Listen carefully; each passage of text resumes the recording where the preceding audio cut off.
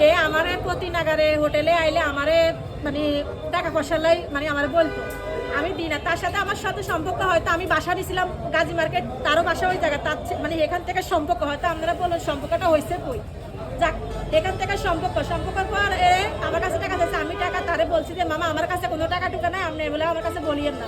না বলেন আমার হাজব্যান্ড বাড়িতে আসছে আরে 5 রমজানে যায়, আমার বাড়ি থেকে যায়, সে হাতে পায়ে ধরি, আমার হাজব্যান্ডের পায়ের মিটে সে মানে মুরগির বাচ্চার মতো উঠি করছে, উঠি পরে আমার হাজব্যান্ডের কান্নাকাটি করে আমার হাজব্যান্ডের মন নরম করে দেখা গেছে সে 5 লক্ষ টাকা আমার কাছ থেকে আনার পরে সে আমার একটা চেক দেয়, চেক দেওয়ার পরে বলছে যে আমার টাকাটা ঈদের পরে 15 তারিখে দিব, 15 তারিখের পরে দেয় বলছে 15 তারিখে না হইলো 20 তারিখে।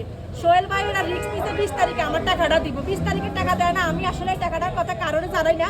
পরে এই পরবর্তীতে আমার ভাই বোনেরা আত্মীয় স্বজনরা আমি জানাইছি, এখন জানানোর পরে আমার ভাইয়েরা আমার বাপেরা সোহেল মিয়া কইতে আসছে যখন হোটেল বিক্রি করবো তখন হোটেলের প্রথম টাকাটা আমি আপনারা দিয়াম।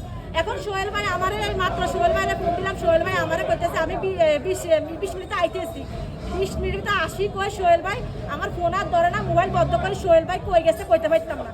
এখন সোহেল ভাই ফোন ধরে না, এখন সোহেল ভাই আমার টাকা দিব কইছে, সোহেল ভাই দায়িত্ব নিছে আমার 5 লাখ টাকা সোহেল ভাই আজকে দিতে দিব। আমার ভাই করে কইছে কালকে যে যখন যদি হোটেল বিক্রি হয় আগে তো লেনদেন দিয়ে, কাল লেনদেন কখন দিন না দিই সেটা যে পর আগে তোরটা তোর দিয়ে সোহেল ভাই আমরে আমারটা আশা ভরসা দিই। এখন সোহেল ভাই নাই, সোহেল ভাই দোকানের কেউ নাই। আপনার নাম কি, পরিচয় কি আপনার? আমার নাম রুমা, আমার বাসা হইছে বুয়ের চন্দিলা দিঘিপাড়। আমার স্বামীর নাম কি? আমার স্বামীর নাম জহির।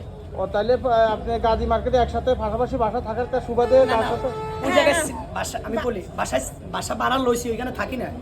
বাসা ভাড়া আমি ওই জায়গা থেকে ওখান থেকে ওর সাথে আমার সাথে সম্পর্ক, ঠিক আছে নি সম্পর্ক হইতে পারে।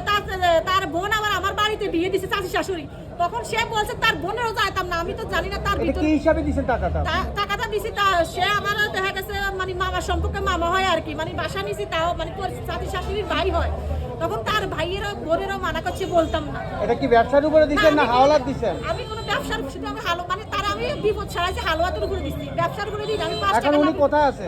এখন উনি কই আছে আমি তাও জানি না, আমার কাছ থেকে কোনো ব্যবসা আমি ব্যবসার উপরে লাভের উপরে কোনো আমি একটা চা খাই না।